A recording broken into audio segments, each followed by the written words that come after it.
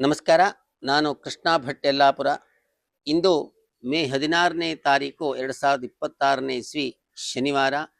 ಅಮಾಯಾಂತಿಥವು ಅಂದರೆ ಅಮಾವಾಸ್ಯೆ ತಿಥಿ ಇದೆ. ಎಲ್ಲರೂ ಕೂಡ ವಿಶೇಷವಾದ ಎಚ್ಚರಿಕೆಯಿಂದ ಇವತ್ತಿನ ದಿನವನ್ನು ಕಳೆಯಬೇಕು. ಭರಣಿ ನಕ್ಷತ್ರದ ಮೇಷರಾಶಿಯಲ್ಲಿ ಚಂದ್ರನ ಸ್ಥಿತಿ ಇರುತ್ತೆ. ಮೇಷರಾಶಿಯವರಿಗೆ ಮೃಷ್ಟಾನ್ನ ಭೋಜನ ಇದೆ. ವೃಷಭ ರಾಶಿಯವರಿಗೆ ಧನ ನಷ್ಟ ಧನ ಲಾಭ ಎರಡೂ ಫಲವಿದೆ.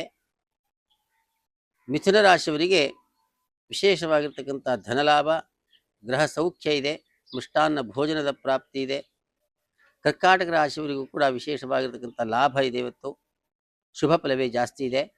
ಸಿಂಹರಾಶಿಯವರಿಗೆ ಯಥಾಸ್ಥಿತಿ ಅಂದರೆ ಅಷ್ಟಮದಲ್ಲಿರ್ತಕ್ಕಂಥ ಶನಿ ಕುಜ ಇವರೆಲ್ಲರೂ ಕೂಡ ಬಾಧ್ಯಗಳನ್ನು ಉಂಟು ಮಾಡ್ತಾರೆ. ಆಂಜನೇಯನನ್ನು ಆರಾಧಿಸಿ ಆಂಜನೇಯನ ಸ್ತೋತ್ರವನ್ನು ಪಡಿಸಿರಿ. ಕನ್ಯಾ ರಾಶಿಯವರಿಗೂ ಕೂಡ ದುರ್ಗಾದೇವಿಯ ಸ್ತೋತ್ರವನ್ನು ಪಡಿಸಿರಿ. ಅಶುಭ ಫಲವೇ ಜಾಸ್ತಿ ಇರುತ್ತೆ.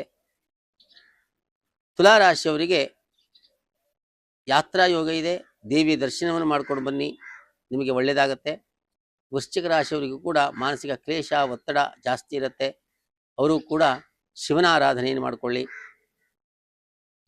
ಧನುರಾಶಿಯವರಿಗೆ ಸಪ್ತಮದಲ್ಲಿರತಕ್ಕಂತಹ ಗುರುವಿನ ದೃಷ್ಟಿ ಇರುವುದರಿಂದ ಮತ್ತು ಪಂಚಮದಲ್ಲಿರ್ತಕ್ಕಂಥ ಚಂದ್ರ, ರವಿ ಮತ್ತು ಬುಧ ಈ ತ್ರಿಗ್ರಹಗಳ ಯೋಗ ಮಕ್ಕಳಿಂದ ವಿಶೇಷವಾಗಿರ್ತಕ್ಕಂಥ ಸಂತೋಷವನ್ನು ನೀವು ಅನುಭವಿಸ್ತೀರಾ. ಶುಭ ಆಗಲಿ.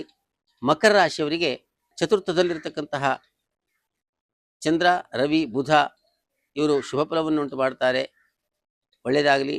ಕುಂಭರಾಶಿಯವರಿಗೆ ತೃತೀಯದಲ್ಲಿರ್ತಕ್ಕಂತಹ ರವಿ, ಬುಧ, ಪಂಚಮದಲ್ಲಿರ್ತಕ್ಕಂಥ ಗುರು ಶುಕ್ರರ ಯೋಗ, ಯುತಿ ಯೋಗ, ಹೆಚ್ಚಿನ ಸುಖವನ್ನೇ ಇವರಿಗೆ ಪ್ರಾಪ್ತಿಯಾಗತ್ತೆ. ಮೀನರಾಶಿಯವರಿಗೂ ಕೂಡ ವಿಶೇಷವಾಗಿರ್ತಕ್ಕಂಥ ಧನಲಾಭ ಇದೆ, ಗೃಹ ಸೌಖ್ಯ ಇದೆ. ಶುಭ ಆಗಲಿ. ಸರ್ವೇ ಜನಾಃ ಸುಖಿನೋ ಭವಂತು. ಪ್ರಪಂಚ ಪರ್ಯಟನೆ